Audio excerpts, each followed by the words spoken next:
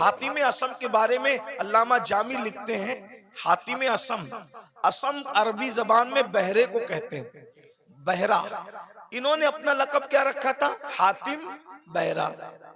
कोई बहरा भी हो उसको बहरा बोलो तो बुरा लगता है कि नहीं लगता? जी जी जी। लेकिन हजरत हातिम बहरे नहीं थे, अपने आप को बहरा कहलवाते थे। वजह, एक बूढ़ी औरत, बुढ़ी हातिम असम से मसला पूछने आई। उनको उस वक्त तक असम नहीं कहते थे, हातिम कहते थे। तो हजरत हातिम के पास मसला पूछने आई। उसके पेट में कुछ गड़बड़ थी, तकलीफ थी। तो अब तकलीफ की वजह से उसके पेट की जो है वो गैस खारिज हो रही थी।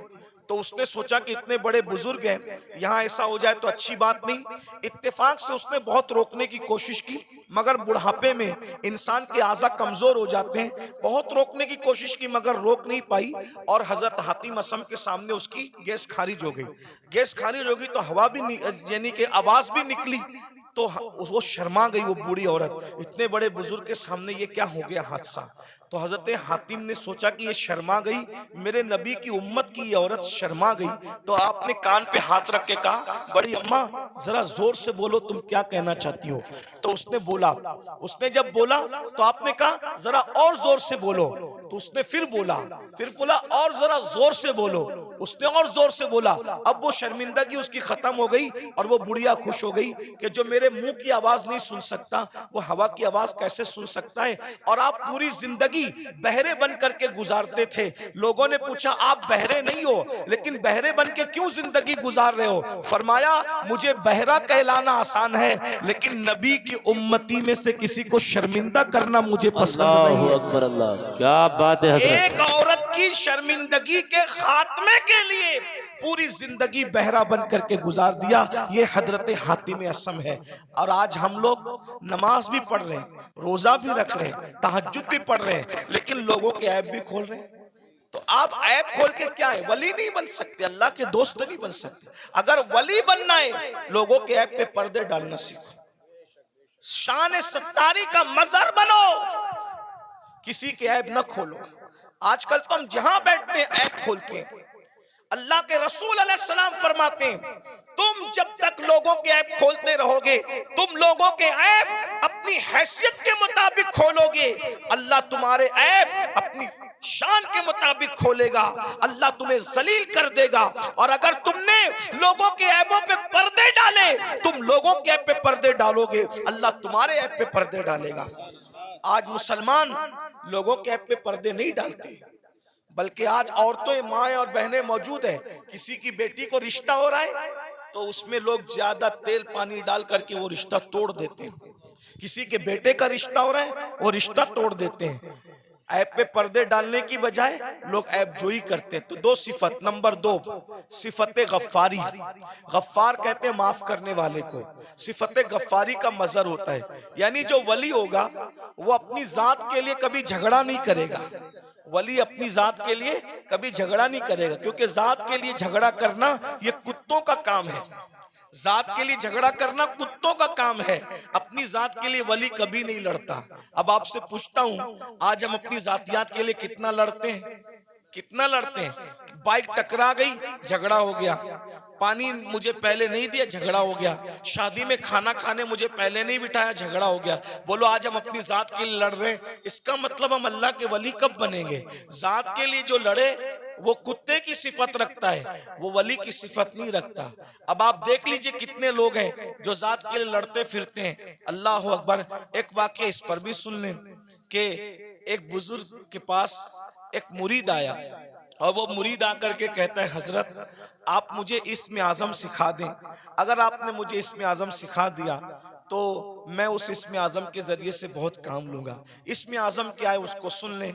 इस्म आज़म कहते हैं उस अल्लाह के उस नाम को अगर मुर्दे पे पढ़ दो तो मुर्दा जिंदा हो जाए, जिंदे को पढ़ के घूर दो तो जिंदा मर जाए। इस्म आज़म की बड़ी बरकत है। फरिश्ते पढ़ते पढ़ते पलक के झपकते आसमान पे जाते हैं और आसमान से जमीन पे आते हैं। तो चूंकि इस्म आज़म बहुत बड़ी चीज है, सूफिया ने इसको छुपा रखा है, अल्लाह ने भी इसको छुपा रखा है। ये सबको नहीं बताया जाता। जो उसका हकदार होता है उसी के दिल पर इल्का किया जाता है। तो मुरीद अपने पीर से कहता है इस्मे आजम सिखा दे। पीर साहब वाकई पीर साहब थे। उन्होंने कहा बेटा सुबह से शाम तक तुम बाजार में जाकर के बैठो, इंशाअल्लाह शाम को देखेंगे तुम्हें इस्मे आजम सिखाना है कि नहीं सिखाना है। वो सुबह से शाम तक बाजार में बैठे तो क्या देखा, बाजार में बहुत करप्शन हो रहा है, खूब जुल्म हो रहा है, कोई किसी का पुरसाने हाल नहीं है। सुबह से लेके शाम तक एक दूसरे पे जुल्म हो रहा है। वो बार बार हाथ मारते थे अपनी रान पर। मुर्शिद ने अच्छा नहीं किया, पीर साहब ने अच्छा नहीं किया, काश के मुझे इसमें आजम सिखा देते तो अभी ये जुल्म करने वालों को घूर देता, मार डालता, तबाह कर देता, बर्बाद कर देता। सुबह से शाम तक यही होता रहा। लेकिन शाम के वक्त जो है बहुत खतरनाक मंजर देखा।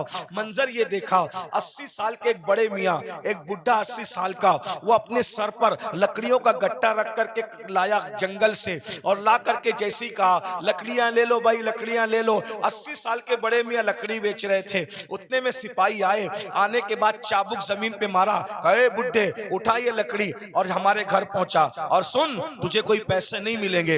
ये मंजर देख करके वो मुरीद तो और बहुत गुस्से में आया, मेरे पीर ने अच्छा नहीं किया, मेरे पीर ने अच्छा नहीं किया। अगर मुझे इसमें आजम सिखा देते इन जालिम सिपाहियों को अभी मार डालता, इसमें आजम पढ़ के अभी इनके लिए बद्दुआ करता, खत्म कर देता।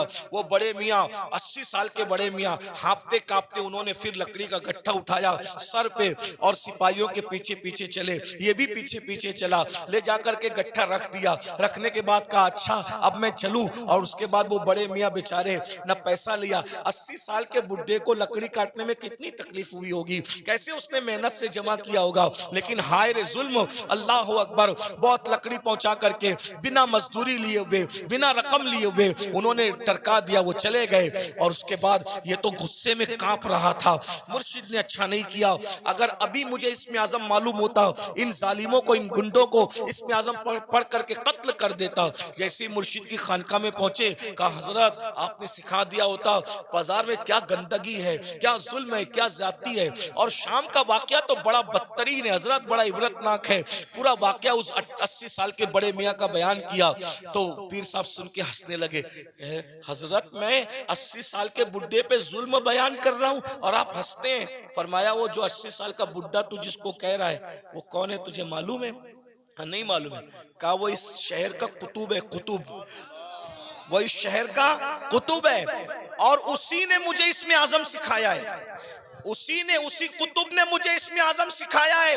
वो कहा हजरत जब उसको इसमें आजम मालूम है तो वो पढ़ के उनके लिए बद्दुआ क्यों नहीं कर देता? कहा बेटा जब तक के सब्र करने का मादा उस तरह पैदा नहीं होता अल्लाह किसी को इसमें आजम की नेमत अता नहीं करता। गौर कीजिए, यहाँ तो आज कोई छोटा मोटा आमिल बन जाए ना समा शबिस्तान रजा पढ़ के तो कहता है कि अगर तूने मेरी बात नहीं मानी तो तेरा पेशाब बंद कर दूंगा, मेरी बात नहीं मानी तो तेरा खानदान जो वो तबाह कर दूंगा। भाइयों ये सब हाँ उनके होते हैं जो खाली खड़े होते हैं। ये कुतुब लोगों को देखो, ये अब्दाल लोगों को देखो, ये वली लोगों को देखो, इतना जुल्म सह रहे हैं मगर जात के लिए कभी बदला नहीं लेते। क्यों? इसलिए कि जात के लिए लड़ना वली का काम नहीं होता, जात के लड़ना ये तो कुत्तों का काम होता है। वली वो होता है जो सिफते गफ्फारी का मजहर होता है, अपने दुश्मनों को माफ करता है, अपने मुजरिमों को माफ करता है। उस पर एक वाकया याद आ गया, हालांकि बात तवील हो रही है लेकिन बात वाकया याद आ गया, सुन लीजिए। आज